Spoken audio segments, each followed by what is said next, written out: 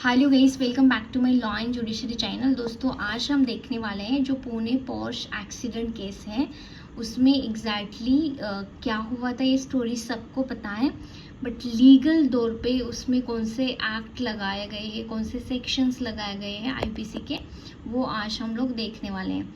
तो दोस्तों, यहाँ पे जो इम्पोर्टेंट क्वेश्चंस हैं कि वो बॉय है, वो 17 ईयर्स ओल्ड बॉय है, तो आपको क्या लगता है कि उससे एजेड करके ट्रीट करना चाहिए, माइनर करके ट्रीट करना चाहिए, ये आप बता सकते हैं। क्योंकि जैसे कि हमने देख लिया निर्भया गैंग रेप केस में, जो 16 ईयर्स बॉय था, उसके बाद में जो भी डिसीजन है कि अगर गैंग रेप में इस तरह के जो एक्ट है, बहुत ही हीनियस क्राइम्स है, अगर उसमें एक हाथ 17 ईयर बॉय है, 16 ईयर बॉय है, तो उसको एज एन एजेड माना जाएगा, एज एन उसको माइनर ट्रीट नहीं किया जाएगा, उसको एज एन एजेड पर्सन की, उसको बहुत समझदार है या इस तरह की जो एक्ट कमिट करते हैं उनमें वो माइनर नहीं माना जाता।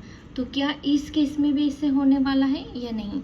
और यहाँ पे इम्पोर्टेंट क्वेश्चन है कि वो बॉय 17 ईयर्स था और उसने यहाँ पे who fatally knock down 2 young IT professionals with his luxury Porsche car on Monday 19 reportedly.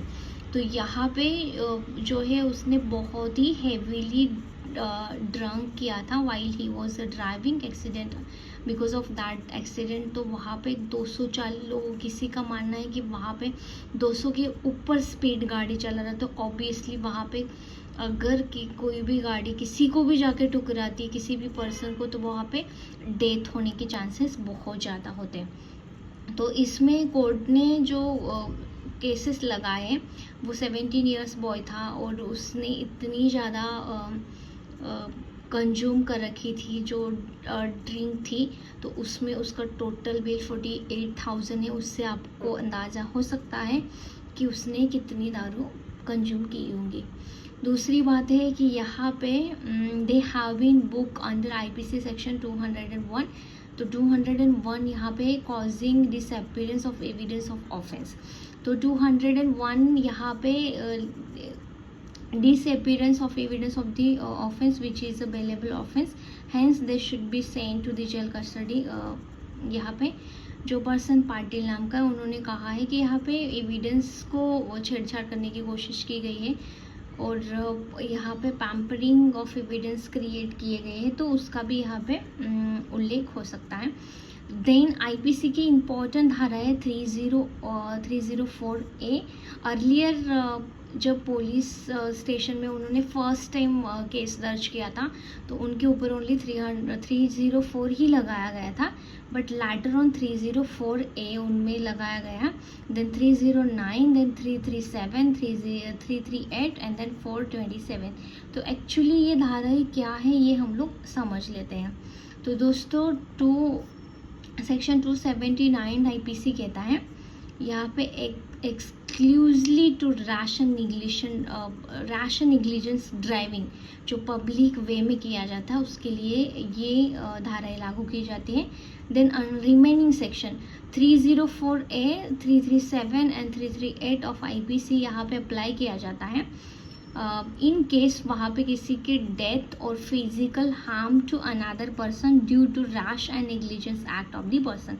किसी की रैश एंड नेग्लिजेंस ड्राइविंग के द्वारा किसी को फिजिकल हार्म किया गया है, किसी की because of that rash and negligence driving की वजह से किसी की डेथ हो जाती है या किसी को फिजिकल हार्म हो सकता है अनदर, मतलब उस पर्सन की एक्ट की वजह से अगर दूसरी पर्सन को कुछ हार्म होता है या किसी की डेथ होती है, तो ये धाराएं लगाई जाती है जो इस एक्ट में, इस इंसिडेंट में लगाई गई हैं।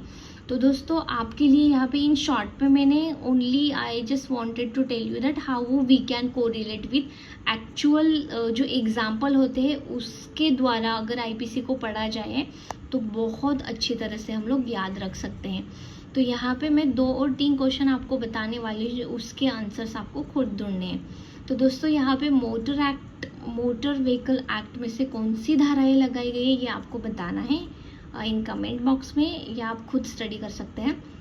और दूसरी है कि इंडिया में अल्कोहल, ये तो 17 ईयर 17 ईयर का बॉय है, फिर भी उसने बहुत ज़्यादा कंज्यूम की है। तो इंडिया में अल्कोहल कंज्यूम करने के लिए कौन सा एक्ट अप्लाई किया जाता है, या किस एक्ट के द्वारा अथॉरिटी दी जाती है कि यू कैन कंज्यूम, कितना एज लिमिटेशन है, ये कहाँ पे दिया गया है, ये आपको फाइंड आउट करना है। So this is the important section while we are discussing the Pune accident case. Thank you.